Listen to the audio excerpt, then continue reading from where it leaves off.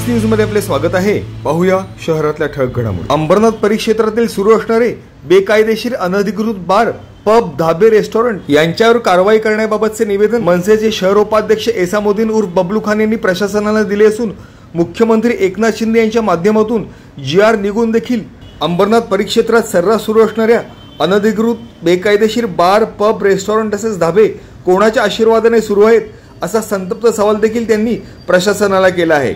त्याच अनुषंगाने महाराष्ट्र नवनिर्माण सेनेचे शहर उपाध्यक्ष एसामुद्दीन खान यांनी अंबरनाथ नगरपालिकेचे अतिरिक्त मुख्य अधिकारी अभिषेक परडकर यांना देण्यात आलेल्या निवेदनाअंतर्गत अंबरनाथ परिक्षेत्रातील सुरू असणारे अनधिकृत बेकायदेशीर धाबे, बार, रेस्टॉरंट, पब यांच्यावर पालिका प्रशासनातर्फे अपेक्षित कारवाई न झाल्यास महाराष्ट्र नवनिर्माण सेनेच्या माध्यमातून तीव्र जन आंदोलन उभारण्याचा इशारा देखील त्यांनी यावेळेस पालिका प्रशासनाला दिला आहे। याबाबत पालिकेचे अतिरिक्त मुख्य अधिकारी अभिषेक परडकर यांनी मंगळवारी पालिका प्रशासनाच्या माध्यमातून अंबरनाथ पालिका क्षेत्रातील अनधिकृत बेकायदेशीर बार, पब, रेस्टॉरंट तसेच धाब्यांवर कारवाई करण्याबाबतची धडक मोहीम हाती घेण्यात येणार असल्याचे पालिकेचे अतिरिक्त मुख्य अधिकारी अभिषेक परडकर यांनी यावेळी स्पष्ट केले। Bureau report, India times news. आपले महाराष्ट्राचे मुख्यमंत्री माननीय एकनाथ शिंदे साहेबांनी आदेश दिला होता की जेवढे बेकायदेशीर बार आहे, जेवढे बेकायदेशीर धाबे आहेत त्यांच्यावर कारवाई करा। आणि तुम्ही बघितलं असेल की उल्हासनगरमध्ये कारवाई झाली, विठवाडीमध्ये कारवाई झाली, कल्याणमध्ये कारवाई झाली, म्हणजे अंबरनाथ का चंद्रावर आहे का हेच मला कळलं नाही। म्हणून मी आज पत्र द्यायला आलो CO साहेबांना की साहेब अंबरनाथमध्ये पण हुक्का बार चालू आहे।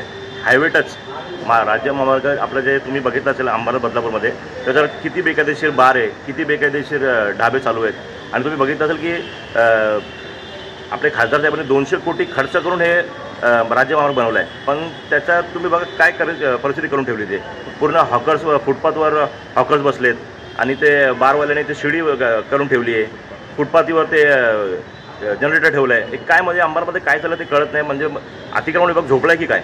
म्हणून आज पत्र द्यायला आलो आहे। जर 2 दिवसात कार्यवाही झाली नाही तर आम्ही जिथे जिथे या लोकांनी अतिक्रमण केलं आहे फुटपाथीवर, आता तुम्ही बघितलं असेल कॅमिकल कंपनीजवळ ते नाल्याचं काम चालू आहे, तिथे बाजूला ते हॉकर्स बसलेत।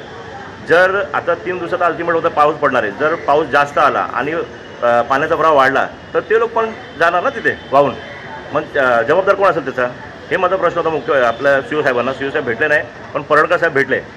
त्यांना मी पत्र दिलं। आता बघा 2 दिवसात जर कारवाई झाली नाही तर आम्ही तिथे बॅनर लावू आणि आंदोलन करणारे तिथे परडकर साहेब, संके साहेब, कांबळे साहेब, गावी साहेब यांच्या नावाचा आम्ही फलक लावून यांचा आशीर्वाद आहे। ते सर्व बेकायदेशीर ढाबे, बेकायदेशीर बार यांच्यावर संके साहेबांचा आशीर्वाद आहे, कांबळे साहेबांचा, असा आम्ही बॅनर लावणार आहे। बऱ्याच जणांची याच्याबद्दल तक्रारी प्राप्त आहेत। तसंच आमचे जे पथक असते फिरत राहतात, तर ज्या ठिकाणी इनलिगल, अनधिकृत आणि अतिक्रमित जे काही हॉटेल किंवा ढाबे आहेत तशी आजूबाजूच्या काही शहरांनी कारवाई केलेली आहे, त्याचप्रमाणे आम्ही त्याच्यावरती नियमाची कारवाई करण्याचं प्रस्तावित आहे।